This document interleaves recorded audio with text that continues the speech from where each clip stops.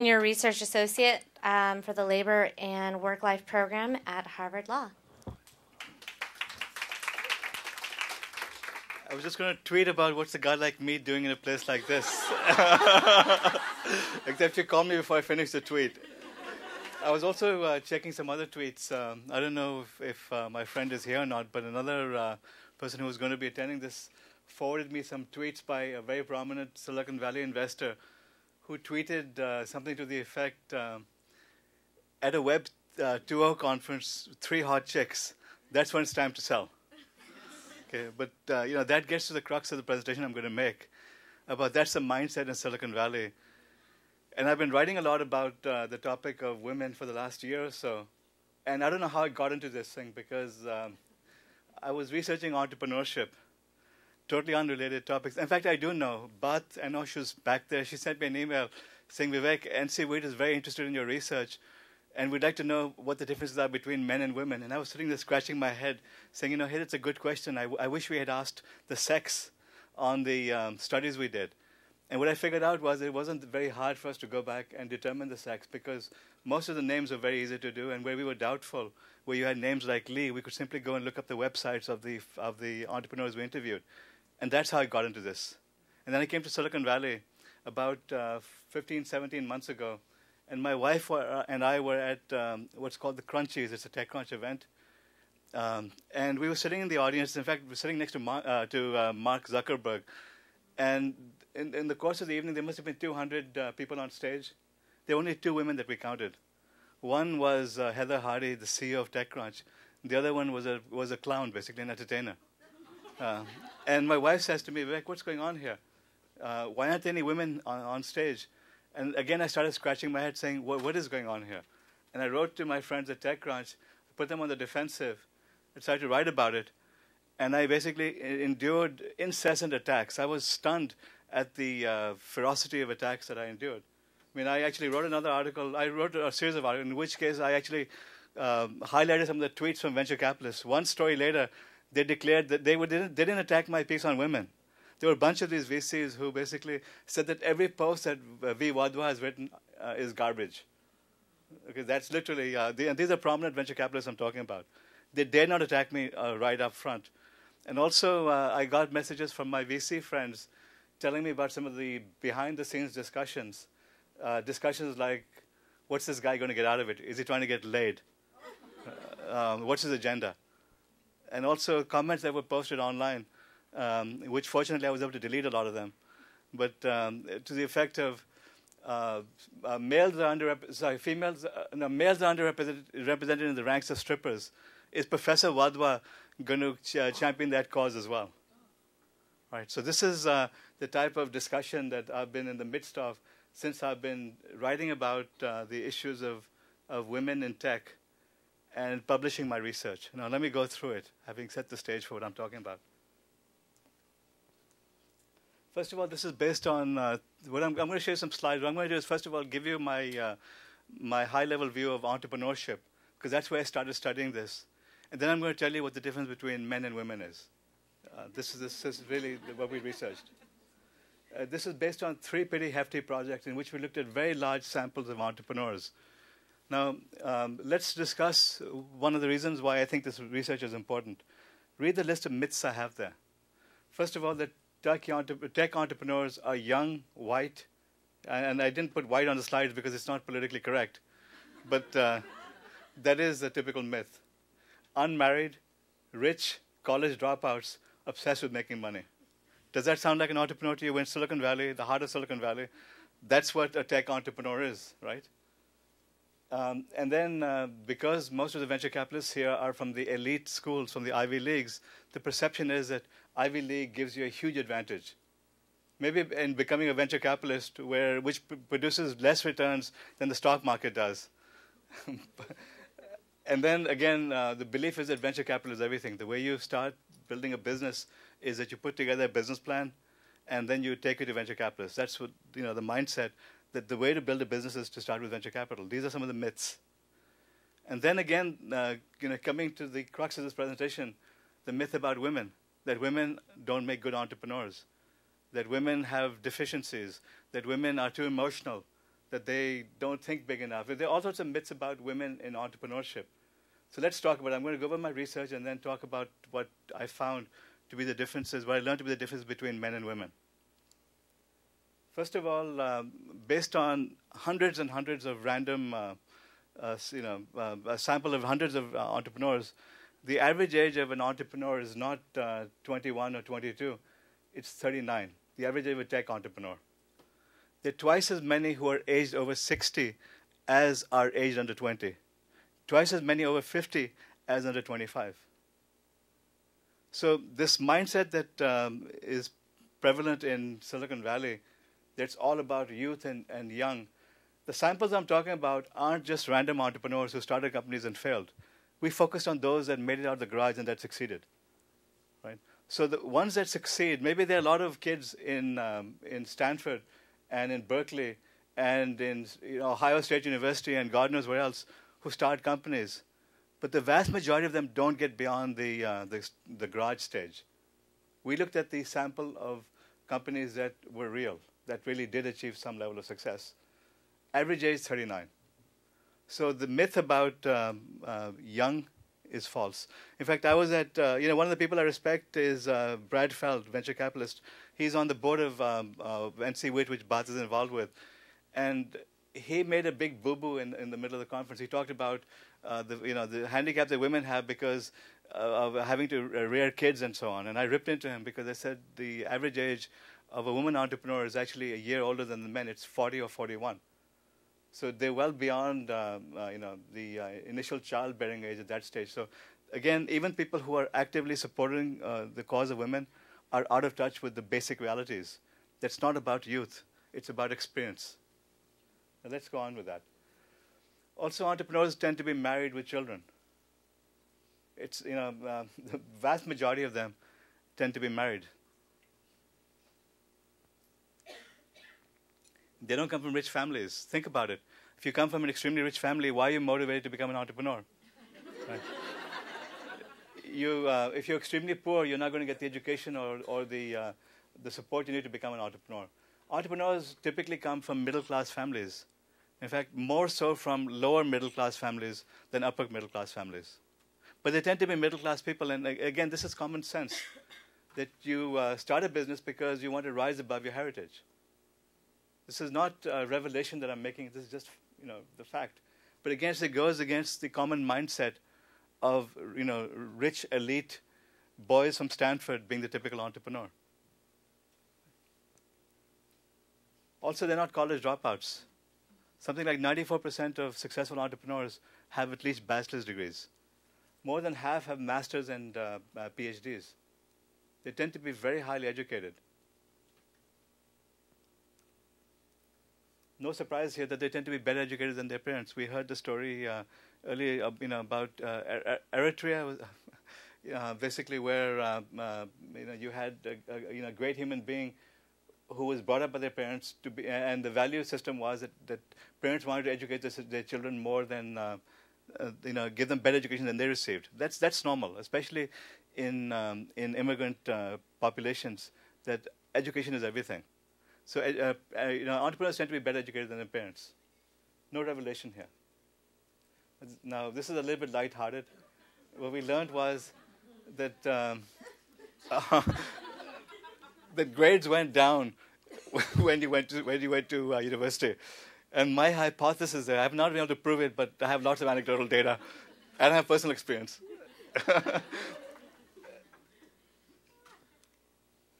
Now, this one gets me into a lot of trouble. If you look at my bio right now, I have 3 appointments at Duke, Harvard, and Berkeley. They're all pretty prestigious universities. But what our data showed was that education is great, but it doesn't matter where you get your education from.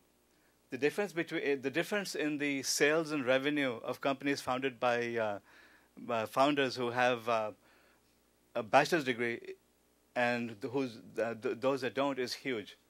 The delta between having an Ivy League degree and the average is not that significant. So, it's great to be able to get into Stanford or Harvard or Berkeley, but if your children or if your nieces and nephews, whatever, don't fret it. It's not a big deal. they can still be very successful in life. Again, given the fact that they're middle-aged, there's no surprise that entrepreneurs tend to be highly experienced. That it's all about learning. It's all about growing. It's all about having ideas, as I'll show you in a second. Also, entrepreneurs don't necessarily come from entrepreneurial families. There's another belief that if you come from a family of entrepreneurs, you're more likely to be, you're more likely to be successful than if your parent was a teacher. There's no handicap there. If you come from a family of entrepreneurs, you're more likely to be in the pool of entrepreneurs. But there's no handicap here. The majority of them didn't come from entrepreneurial families. I mean, I founded 2 companies. I certainly didn't. My parents were teachers and bureaucrats. So, why do people become entrepreneurs? Lots of factors. There's no one reason. Again, in the venture capital community, they know it all. They have their stereotypes. They have their models. They know why people become entrepreneurs. There are many, many, many reasons. But it's really not about being able to, again, the belief is that those who become entrepreneurs couldn't do real jobs. Like a Zuckerberg couldn't have cut it in if he was working for Google. That's false. I mean, almost none, very, very few of the sample that we surveyed said that they couldn't have gotten a regular job. All of them could have gotten jobs, but they chose to do it because they always wanted to start their own company. The strongest factors over here were desire to start their own company, to build wealth before they retired. And most entrepreneurs had an idea that they wanted to commercialize, and they gained experience. And once you reach middle age, you reach this point saying that, hey, all of my friends are doing so well. I've got to make it big before I retire. Otherwise, I'm going to be in this lousy job for the rest of my life. Let's take the risk and start a company. This applies a lot to women, because if you think about it, by the time you're middle age, you have the experience. Your kids are reasonably grown up. By the time they're teenage, they don't need you. They're just a pain, right? So again, going back to this concept of they have got to bring up children. I had this debate on TechCrunch about this with this mommy who wanted to raise her children, and this sob story about why she couldn't cut it, and the theme was that women don't start companies because they want to have kids. Well, yeah, you had one woman who didn't want to become an entrepreneur, who chickened out because she couldn't cut it. But I know a lot of guys like that as well. A lot of guys can't cut it as entrepreneurs. They don't want to take the risk. They don't want to deal with venture capitalists, that they'd rather work in a cushy job. Or they'd rather, if they had the opportunity, they'd rather have their wives work and then bring up the children. Right? So, again, this stereotype of women can't start companies because they want to have babies is just hogwash. This is another important slide that most companies, the vast majority of companies, didn't raise venture capital. In this case, this sample here, I put the wrong slide here. I meant to put another slide of first-time entrepreneurs. Only about 10% of successful first-time entrepreneurs ever raised venture capital. This sample included serial entrepreneurs, and the number was higher, 15%. The vast majority of entrepreneurs raise money from family and friends, and they use their personal savings. It's not about going and getting money from angels or VCs. Those are a very tiny minority. Kaufman Foundation also looked at the Inc. 500 list. But I think the number was 15%. Only 15% of the Inc. 500 companies ever raised venture capital. Again, the belief here, or what they'd like you to believe here in Silicon Valley, is that VC is everything. They make and break companies. They're kingmakers. If you can't raise venture capital, you're a flunky. You'll never make it big. Wrong. 9 out of 10 entrepreneurs don't raise venture capital, and they make it very big, thank you. Right? Success factors. What makes people successful? What makes entrepreneurs successful? It's number 1, experience. Number 2, management. Number 3, luck. Those are the key factors.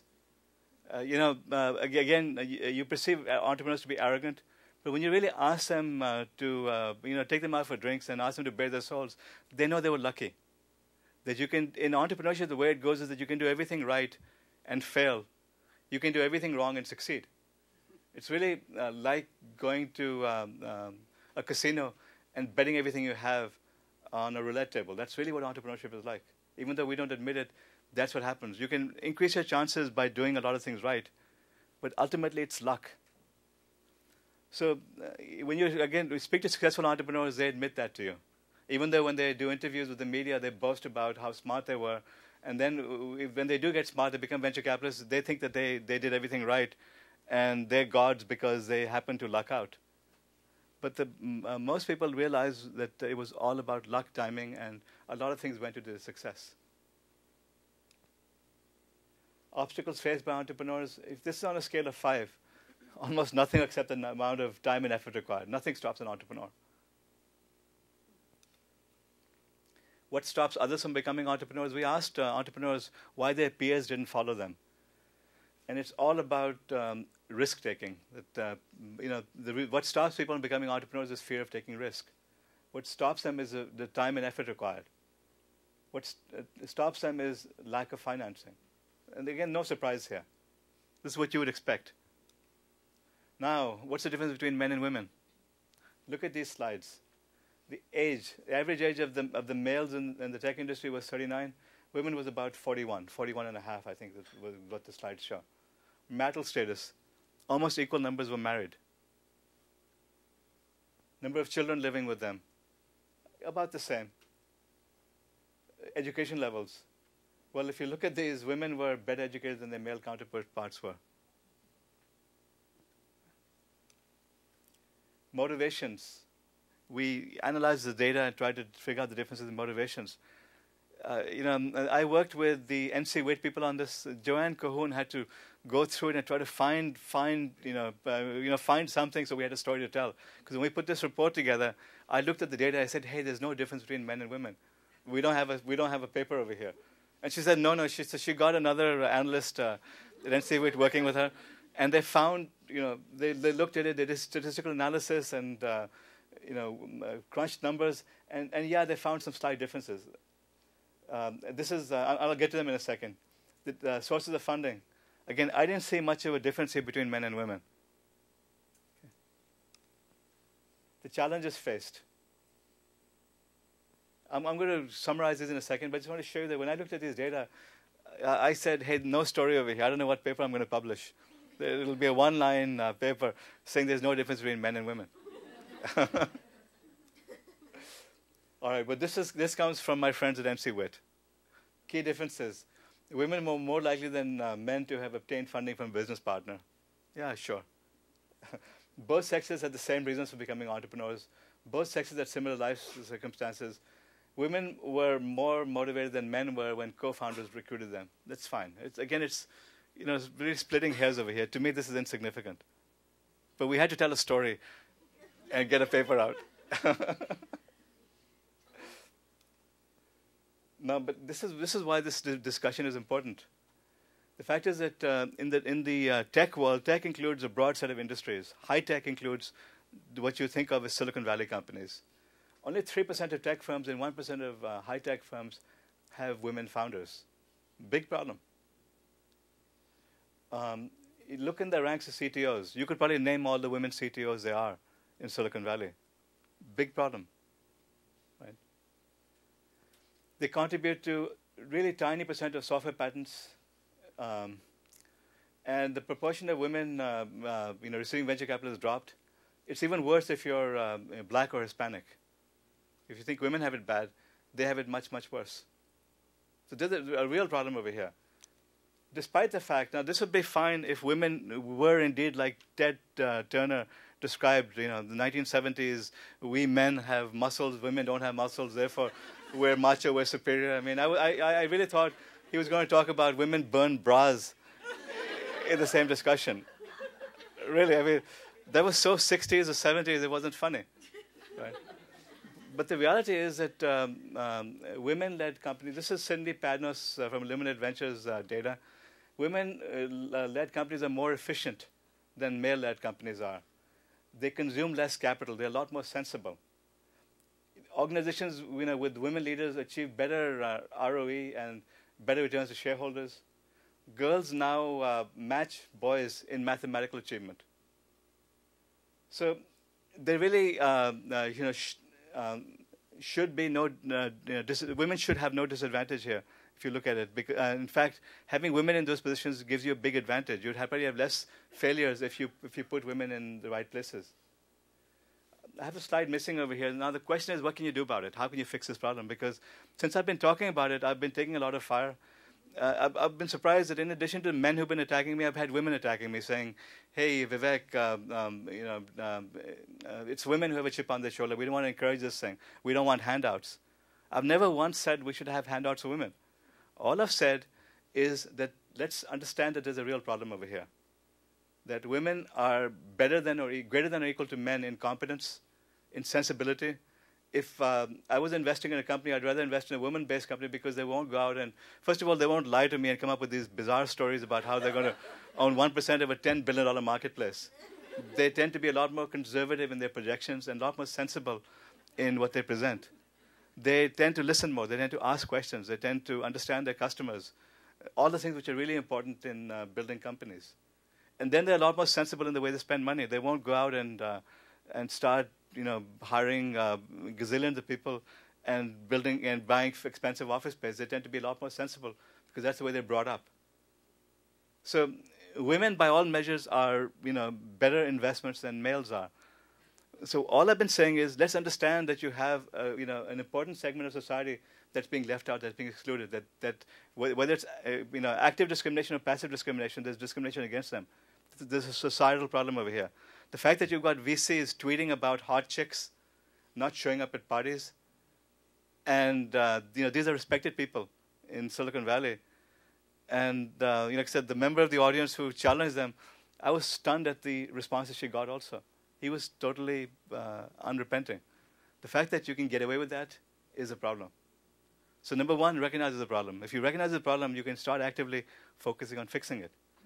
And then what you have to do is that this is where women have to help each other. I mean, I'm delighted that, for example, Shirose has been setting up women tours. She spent so much of her time mentoring other women. This has been something that's been generally lacking in the past decade.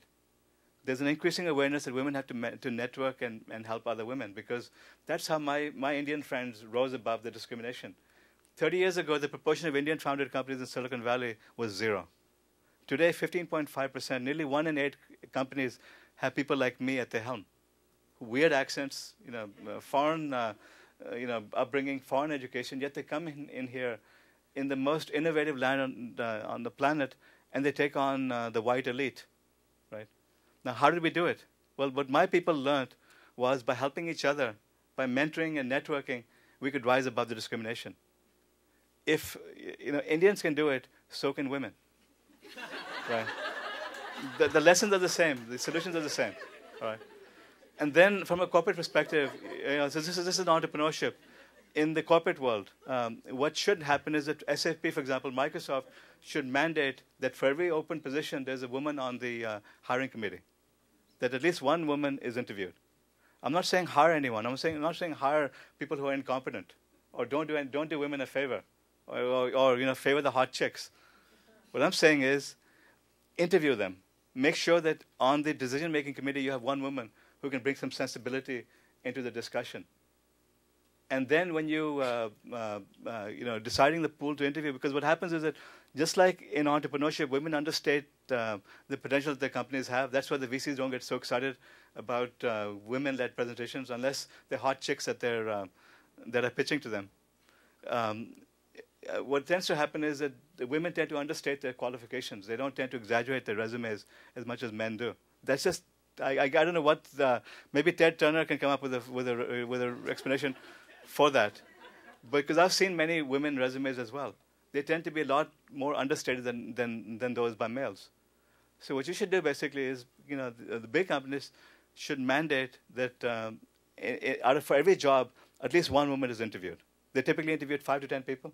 So interview one woman in that. You can always find women in the stack of resumes you have. Interview them. And put one person on the hiring committee. That's simple. Again, there's been research that shows that when women are involved with the hiring process, the outcomes are different, that you tend to hire more women. And women tend to have more success when that's fixed. And then there are a lot of other societal issues that mom and dad have to stop buying their daughters Barbies and their sons the G.I. Joes. That's again a stereotype. But that mindset has to be changed. And it'll only be changed if we acknowledge there's a problem. If we go around saying that the women who complain have a chip on their shoulder, and when Vivek Wadhwa writes about it, he's trying to get laid, That's when you have the problems. Because, like I said, the type of attacks that I've endured, fortunately, I'm a male and I'm an Indian, so I have clearly no vested interest over here, right? So I can get away with saying all these things. But the point is the fact that I've taken so much fire, the fact that I'm so defensive about it and I give these talks in the midst of groups like this, shows that there's a real problem here. So let's understand the problem and let's fix it. Right. That's all I want to say.